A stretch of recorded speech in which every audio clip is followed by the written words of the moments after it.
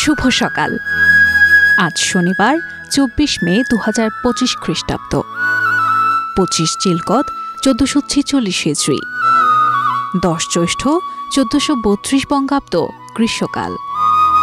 বৈশাখের উৎসব পেরিয়ে প্রকৃতি আজ দাঁড়িয়ে জ্যৈষ্ঠের দুয়ারে।